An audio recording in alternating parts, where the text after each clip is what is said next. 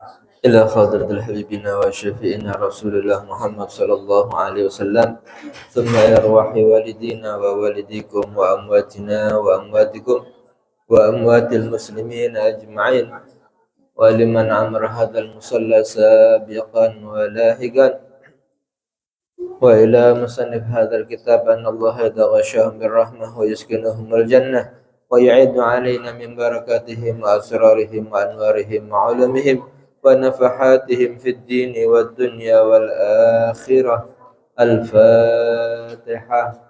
أعوذ بالله من الشيطان الرجيم. بسم الله الرحمن الرحيم. الحمد لله رب العالمين الرحمن الرحيم مالك يوم الدين إياك نعبد وإياك نستعين اهدنا الصراط المستقيم صراط الذين أنعمت عليهم غير المغضوب عليهم ولا الضالين آمين.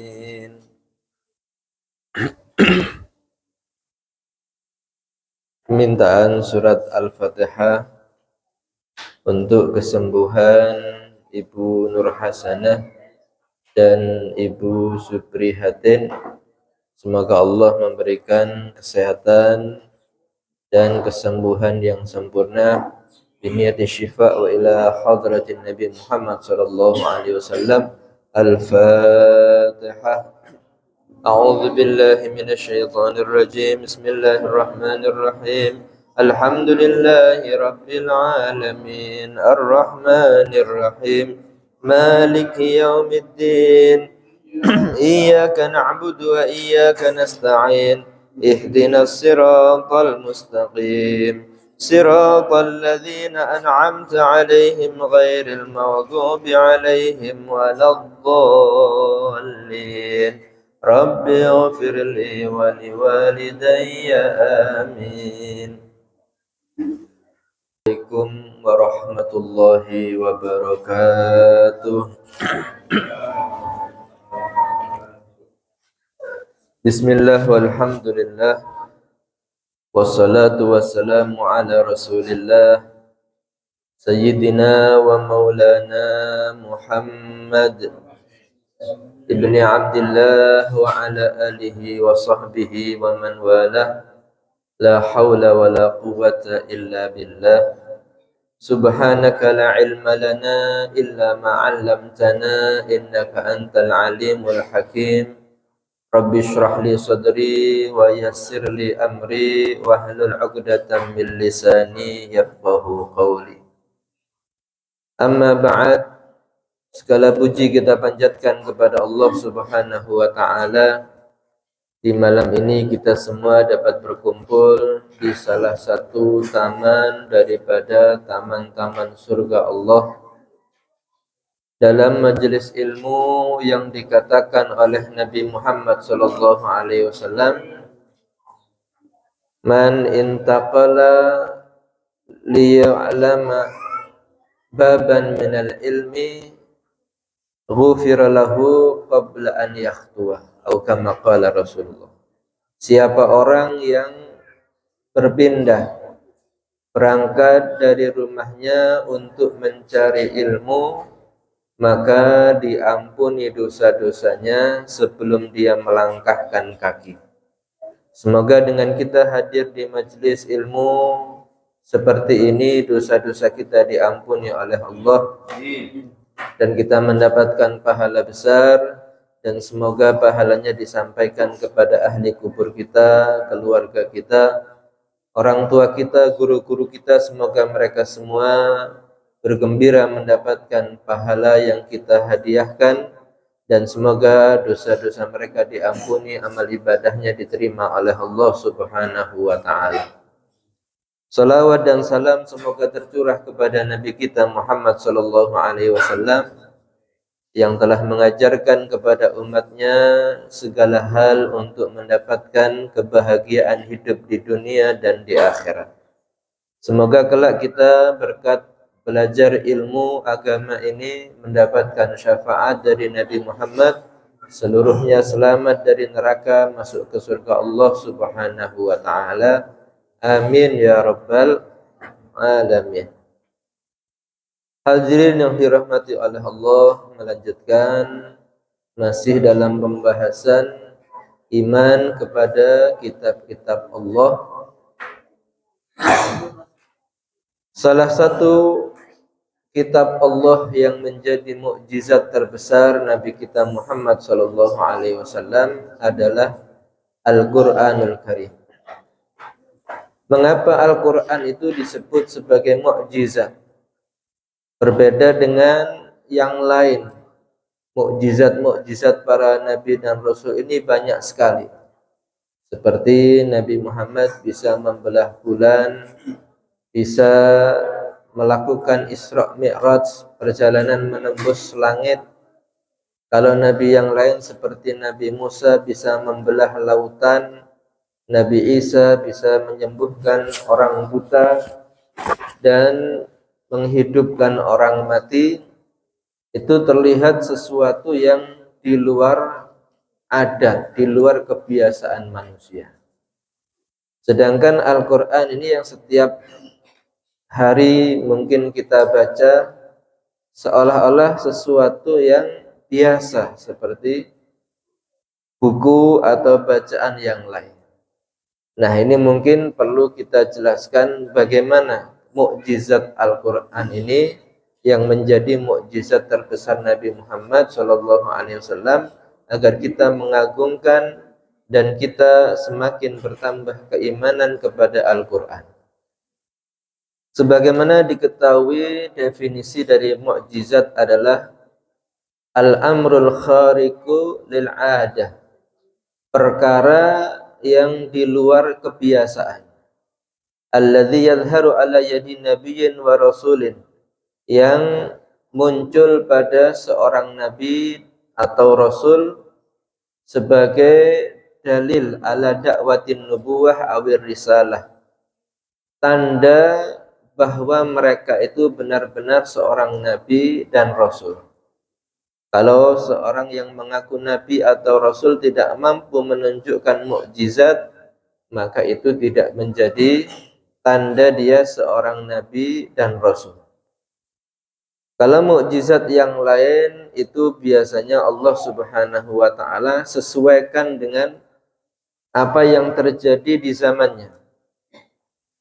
Kalau Nabi Musa alaihi salam diberikan mukjizat dengan tongkatnya bisa mengalahkan tukang-tukang sihir Raja Fir'aun, karena di zaman itu sangat berkembang ilmu sihir, sehingga menjadi kebanggaan orang saat itu adalah bisa menguasai ilmu sihir.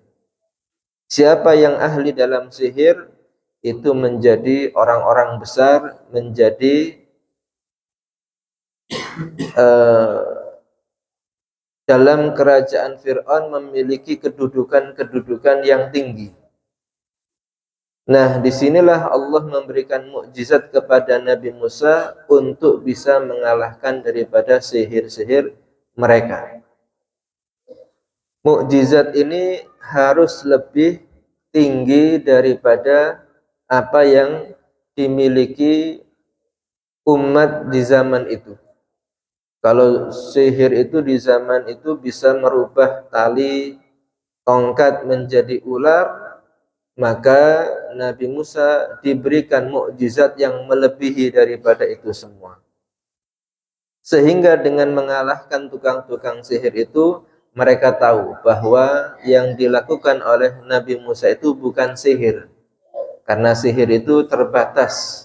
Sihir itu menurut definisi para ulama adalah perkara yang terlihat di luar kebiasaan, tetapi atas usaha, atas upadaya manusia untuk bisa memilikinya, sehingga dalam ukurannya bisa terbatas, dibatasi dengan apa yang bisa diupayakan seorang manusia dalam menguasai ilmu sihir. Sedangkan mukjizat ini di luar, di atas segala kemampuan manusia.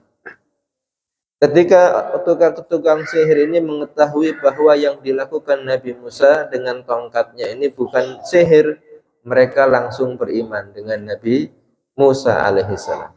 Itulah fungsi mukjizat, adalah untuk mengalahkan apa yang menjadi kebanggaan orang-orang kafir di zaman tersebut. Begitu pula di zaman Nabi Isa alaihissalam. Yang berkembang di saat itu adalah ilmu kedokteran. Mereka bisa menyembuhkan banyak penyakit, menemukan obat-obatan, dan macam-macam teknis penyembuhan. Sehingga yang menjadi unggul di saat itu adalah orang-orang ilmuwan-ilmuwan kedokteran yang menguasai ilmu-ilmu medis. Nah, Allah memberikan kepada Nabi Isa itu kemampuan untuk penyembuhan yang di luar daripada kemampuan ilmu kedokteran.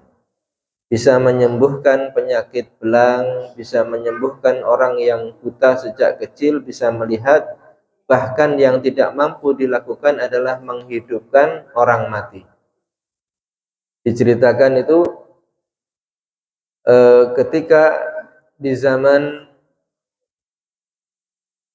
Nabi kita Muhammad Sallallahu Alaihi Wasallam, ada seorang ulama ini yang ditantang atau diminta bukti oleh orang-orang Nasrani, pendeta Nasrani yang mengagumi tentang mukjizat Nabi Isa bisa menghidupkan orang mati. Sehingga ada seorang pendeta datang kepada ulama ini, menjelaskan tentang kekagumannya, kehebatan Nabi Isa yang bisa menghidupkan orang mati. Sehingga ulama ini bertanya, kalau Nabi Isa itu seorang nabi dan rasul, bisa menyembuhkan bahkan menghidupkan orang mati, maka saya pun akan bisa membuktikan saya bukan nabi, bukan rasul, saya adalah umat Nabi Muhammad, tapi bisa membuktikan bahwa hal itu bisa terjadi. Maka setelah itu minta syarat, kalau kamu mau melihat bagaimana Allah bisa memberikan apa yang diberikan kepada Nabi Isa kepada saya, apakah kamu mau beriman dengan ajaran Islam? Kalau kamu mau beriman, saya akan buktikan. Akhirnya pendeta itu menerima tantangan, syarat tersebut. Ya, saya akan masuk Islam kalau kamu bisa membuktikan menghidupkan orang mati.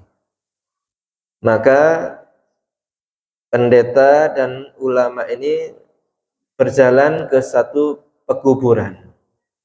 Kata ulama, tunjukkan kepada saya mana kuburan yang kamu ingin untuk dibangkitkan, dihidupkan. Maka ditunjuk satu kuburan yang umurnya sudah hampir 300 tahun.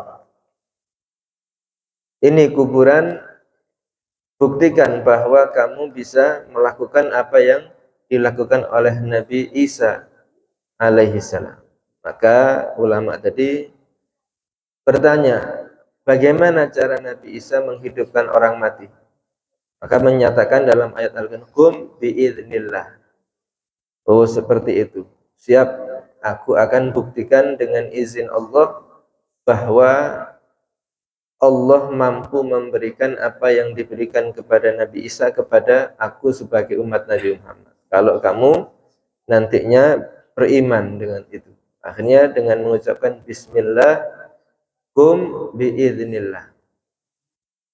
Nah, ternyata kuburan itu adalah kuburan seorang penyanyi. Setelah diucapkan tadi qum biidznillah, agak bergetar kuburan tadi dan terbelah, keluar dari pemakaman itu seorang yang memang sudah mati itu dalam keadaan menyanyi sambil keheranan, apakah ini sudah hari kebangkitan? Maka diberitahu, bukan, ini masih di zaman Nabi Muhammad. berapa lama kamu ada di dalam kuburan ini? Bertanya. Setelah lama dan itu terbukti, akhirnya disuruh kembali dan masuk ke kuburan lagi. Dan dengan itu pendeta tadi masuk Islam. Artinya apa? Bahwa semua itu adalah izin Allah Subhanahu wa ta'ala. Sehingga Nabi Isa bisa menghidupkan orang mati, itu bisa mengalahkan daripada ilmu-ilmu kedokteran yang berkembang di zamannya, sehingga banyak orang-orang yang menganut agama Nabi Isa alaihissalam. Itulah mukjizat. Mukjizat itu adalah untuk menandingi dan mengalahkan kebanggaan orang-orang kafir di zaman itu, dan sekaligus bukti bahwa itu adalah utusan Allah Subhanahu wa ta'ala.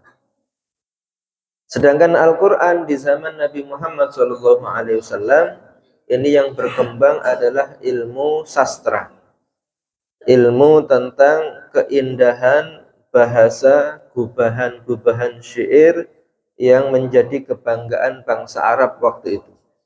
Bahkan ada satu festival tahunan di Pasar Ukat di daerah antara Safa dan Marwah, itu ada pasar di zaman jahiliyah. Diadakan setahun sekali festival yang dilombakan adalah puisi-puisi Arab waktu itu. Siapa yang paling bagus puisinya akan mendapatkan hadiah besar dan menjadi tokoh di bangsa Arab waktu itu. Sehingga Rasulullah SAW diberi oleh Allah mukjizat, yaitu Al-Quran, yang dengan bahasa yang begitu indah, yang sempurna, dan mengandung makna-makna yang luar biasa. Padahal kita tahu bahwa Nabi Muhammad SAW ini adalah ummi. Artinya ummi itu menurut kita adalah orang yang tidak mampu membaca dan menulis. Nah, kebanggaan orang Arab waktu itu, penyair-penyair itu, kalau dia tidak mampu membaca dan menulis, tiba-tiba bisa mengeluarkan gubahan puisi yang indah, itu berarti hasil daripada pemikiran yang asli, bukan jiplak atau menjiplak, meniru dan sebagainya. Justru itu adalah kemampuan asli manusia. Kalau dia tidak mampu membaca menulis, langsung mengeluarkan dari pikirannya. Dan Nabi Muhammad SAW dengan ummi, yaitu tidak membaca, tidak menulis, bisa membuktikan dengan Al-Quran yang begitu indah, yang mengalahkan daripada sastra-sastra Arab waktu itu, menunjukkan bahwa mukjizat Nabi Muhammad SAW diantaranya adalah ummi. Beliau tidak bisa membaca, tidak bisa menulis, tidak pernah berguru, tapi bisa mengetahui segala sesuatu. Bisa melafadzkan Al-Quran yang mengalahkan sastra-sastra Arab waktu itu. Jadi bukan satu kelemahan Nabi Muhammad SAW itu ummi, tidak mampu membaca dan menulis. Itu justru adalah kemuliaan, mukjizat Nabi Muhammad SAW. Ummi itu dalam arti bahasa Arab adalah al-um, yaitu ibu. Anak yang baru dilahirkan dari ibu itu ya normalnya tidak membaca dan tidak menulis, masih asli. Itu kata-kata ummi. Seperti anak yang baru dilahirkan ibunya yang masih tidak memiliki kemampuan apapun. Nah, dari sini kita tahu bahwa karena Nabi Muhammad SAW itu ummi, tidak membaca, tidak menulis, maka Al-Quran itu bukan karangan Nabi Muhammad SAW.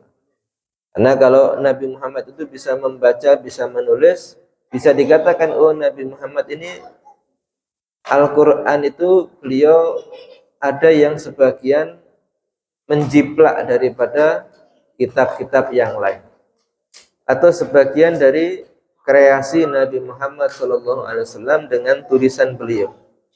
Nah, terbukti karena Nabi Muhammad itu tidak mampu membaca, tidak mampu menulis, menunjukkan bahwa Al-Quran itu bukan buatan Nabi Muhammad Sallallahu Alaihi Wasallam, itu wahyu murni dari Allah Subhanahu wa Ta'ala. Sehingga dengan itu tidak bisa orang membantah bahwa Al-Quran itu adalah buatan Nabi Muhammad Sallallahu Alaihi Wasallam. Nah, setelah itu kita akan sedikit menjelaskan bagaimana kemukjizatan Al-Quran itu. Mukjizat Al-Quran ini dari segala aspek.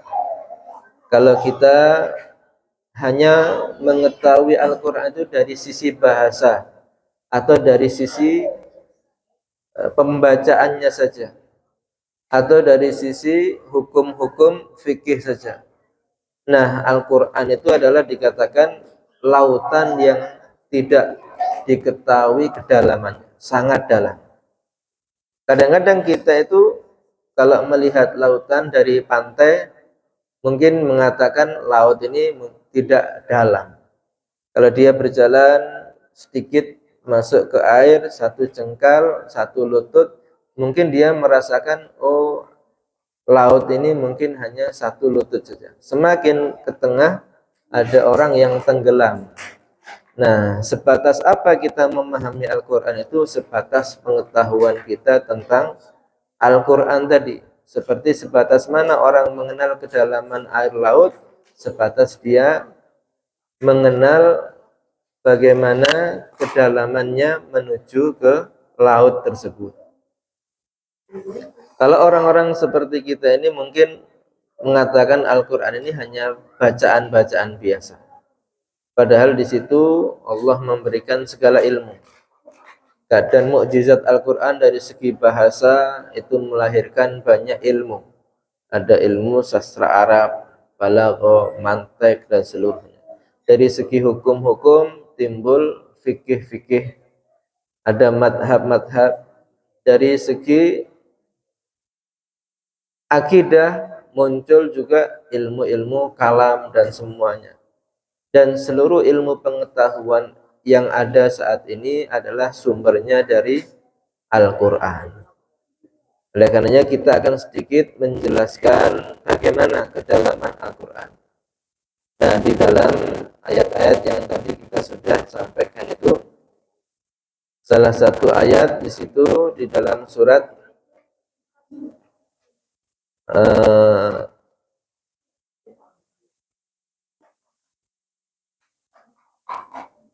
Al-Baqarah ayat 179, Allah menyatakan walakum fil qisasi hayatu ya ulil albab la'allakum tattaqun. Ya walakum fil qisasi hayatun. Nah, di dalam itu yang kita bahas hanya 3 kata saja. Fil qisasi hayatun. Kalau arti lengkapnya bagi kalian semua, di dalam hukum qisas itu ada kehidupan. Wahai orang yang berpikir, niscaya kalian akan bertakwa kepada Allah. Dalam hal ini Allah menjelaskan dalam hukum qisas itu ada kehidupan. Nah, secara akal zaman dulu kita membahas ini di zaman Nabi Muhammad SAW sebelum banyaknya ilmu pengetahuan yang berkembang. Bagaimana bisa dikatakan dalam qisas itu ada kehidupan, padahal prakteknya adalah kalau qisasnya berupa pembunuhan ya dibunuh. Kalau qisasnya berupa melukai anggota badan ya hukumannya setimpal seperti itu. Justru akan menjadikan seseorang itu kehilangan nyawa, kehilangan anggota badan. Nah, banyak yang tidak memahami juga tentang ayat ini. Kenapa dalam qisas itu Allah menyebutkan ada kehidupan?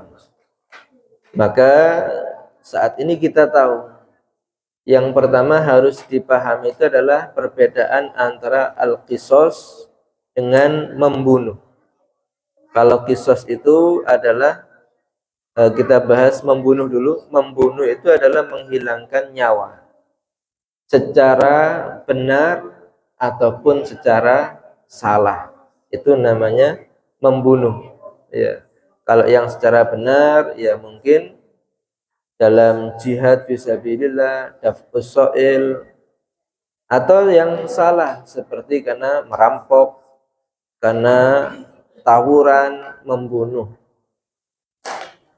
Kemudian kalau membunuh itu cakupannya hanya menghilangkan nyawa.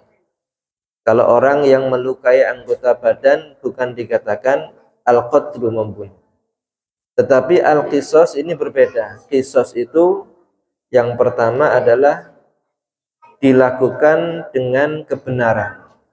Ketika ada orang yang diperkarakan hukum dan dinyatakan salah dalam hukum, dia dilakukan hukum qisas.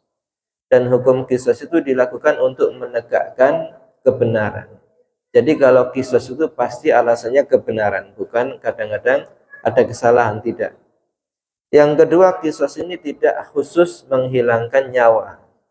Ada yang qisas urusan anggota badan. Kalau ada orang yang membuat seseorang itu terluka sampai terpotong anggota badannya, kakinya, maka yang diqisas hanya kakinya saja. Tidak harus membunuh dalam qisas, beda dengan membunuh. Nah, kemudian efek yang ditimbulkan kalau membunuh tanpa ada qisas itu terjadi dendam. Antara keluarga korban akan menuntut balas kepada pelaku pembunuhan. Karena yang melakukan pembunuhan ini bukan orang-orang yang berhak. Dan itu akan menjadi semakin marak pembunuhan. Satu menuntut yang lain terus berkelanjutan sampai generasi-generasi berikutnya. Tetapi kalau qisas ini tidak. Yang pertama, karena yang melakukan itu orang yang berhak, yang berwenang, yaitu pihak yang berwenang. Ketika terjadi qisas oleh pihak berwenang, maka seluruhnya tidak akan menuntut balas, sehingga sudah selesai masalah. Yang kedua, akan menjadi pelajaran besar bagi orang lain, tidak akan berani melakukan kesalahan sampai terjadi hukum qisas. Tidak ada orang yang membunuh gara-gara begal motor, tidak ada orang yang membunuh gara-gara tawuran dan sebagainya. Kenapa? Karena hukumannya dia juga akan dibunuh. Maka itu akan membuat keamanan dan kehidupan bagi orang-orang yang lain. Dan ini berbeda dengan hukum yang dibuat manusia. Kalau membunuh di penjara 20 tahun, harus menyiapkan bangunan penjara, biaya makan, biaya listrik, biaya air, membayar penjaga, dan seluruhnya menghabiskan anggaran negara. Kalau dalam hukum qisas itu semuanya tanpa biaya, menghemat banyak kehidupan manusia yang uang tadi bisa untuk mensejahterakan rakyat yang kekurangan gara-gara diambil untuk anggaran membiayai makan orang yang di penjara. Itu akhirnya banyak yang terlantar.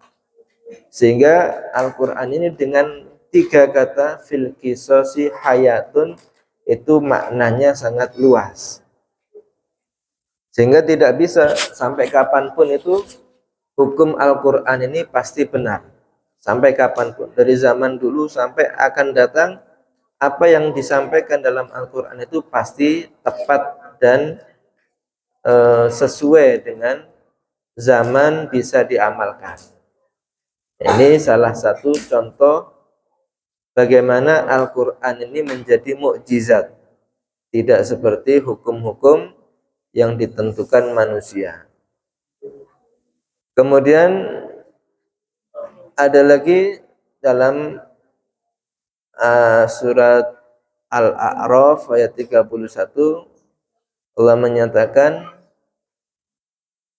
ya bani Adam khudhu zinatakum inda kulli masjidi wa kulu washrabu wa la tusrifu innallaha la yuhibbul musrifin. Allah menyatakan, wahai Bani Adam, manusia, ambillah untuk hiasan kamu ketika di setiap masjid. Kalau kita ke masjid, disunahkan untuk berhias. Yang jadi pembahasan adalah kalimat berikutnya, wa kulu washrabu wala tusrifu. 3 kata, makanlah kalian, minumlah kalian, dan jangan berlebih-lebihan. Nah, ini sudah dibuktikan dalam kedokteran modern. Kalau zaman Nabi mungkin tidak akan tahu apa sih faedah atau hikmah daripada ayat ini. Setelah menurut para dokter ini, sumber penyakit itu adalah makanan. Kalau kita mengikuti Nabi Muhammad SAW, Nabi itu mengamalkan Al-Quran. Kana khuluquhul Quran. Nabi itu akhlaknya Al-Quran. Makan Nabi itu, dia makan tapi secukupnya. Beliau minum juga secukupnya, tidak berlebih-lebihan. Sehingga hidupnya beliau ini sehat. Tidak seperti zaman sekarang ini, makannya berlebihan, minumnya berlebihan, sehingga menumpuk makanan tadi dalam tubuh, tidak bisa dicerna, menjadi kotoran, menjadi sampah, akhirnya menimbulkan penyakit, diabetes, penyakit gagal ginjal karena tidak bisa memproses banyak racun yang ada dalam tubuh ini, dan sebagainya. Semua itu penyakit yang ada saat ini, baik penyakit zahir ataupun penyakit batin, itu sumbernya dari makanan. Orang kalau hidup sederhana itu tidak butuh biaya hidup yang besar. Dia cukup bekerja biasa, dia belanja untuk keluarganya sederhana, tidak butuh untuk misalnya na'udzubillah sampai korupsi, sampai menghalalkan segala cara. Itu semuanya pasti karena tuntutan nafsu, bukan karena kebutuhan. Makanya di situ dikatakan wala tusrifu. Silahkan makan, silahkan minum, tapi batasi, jangan sampai berlebih-lebihan. Innallaha la yuhibbul musrifin. Allah enggak suka orang-orang yang berlebih-lebihan. Dan ini sampai kapanpun kalau kita ingin sehat, kalau kita ingin hidup kita ini tidak banyak sakit, makan secukupnya. Kalori yang dibutuhkan satu hari misalnya 1.500, jangan lebih dari itu. Apapun yang dibutuhkan dalam badan ini setiap harinya, jangan berlebihan. Sehingga hidup kita ini normal, tidak ada tumpukan sampah dalam badan, sehingga tidak banyak penyakit yang menjangkiti. Nah, ini ajaib Al-Quran itu. Memberikan cara untuk sehat itu tidak dengan banyak penjelasan, tidak dengan seperti ini penjelasan argumen dan sebagainya. Cukup dengan 3 kata. Wa kulu washrabu wala tusrifu. Ini saja. Kalau kita jadikan ini prinsip dalam hidup kita, seperti Nabi, beliau makan, minum secukupnya, tidak berlebih-lebihan, akan sehat badan kita, dan keuangan kita juga sehat, tidak sakit. Nah, yang terakhir, bagi kita yang bekerja, ada satu ayat yang harus kita jadikan pedoman, yaitu di surat Asy-Syura ayat 20 itu Allah menyatakan, man kana yuridu hartsal akhirah nazid lahu fi harthi wa man kana yuridu hartsad dunya nu'tihi minha wa ma lahu fil akhirati min nasib. Siapa orang yang ingin mendapatkan panen di akhirat, maka Allah akan berikan bagi dia, dan juga Allah tambah, nazid lahu fi harthi, ada tambahan. Tapi orang yang menginginkan panen di dunia, nu'tihi minha, ya diberikan sama Allah, tapi tidak ada di akhirat, dia akan mendapatkan bagian lagi. Nah, ayat ini konteksnya adalah dalam urusan eh, amal akhirat. Kalau kita beramal untuk akhirat, ya akan dapat pahala yang berlebih. Tapi sebenarnya Al-Quran ini bisa diartikan, dimaknai dengan segala hal. Waman arada hartad akhirah. Akhirah itu berarti masa yang akhir, berarti masa depan. Sedangkan dunia adalah masa sekarang. Artinya kalau kita ingin pekerjaan kita itu langgeng, bertahan sampai masa depan kita, ekonominya juga akan stabil, itu harus kita inginkan saat ini. Kalau bekerja itu ingin jangka panjang, maka akan ditambah oleh Allah. Artinya kalau bekerja itu kita secara jujur, kemudian dengan transparansi atau tidak melanggar aturan, itu menjadikan pekerjaan kita ini langgeng. Pekerjaan itu akan terus menerus dan akan ada tambahan.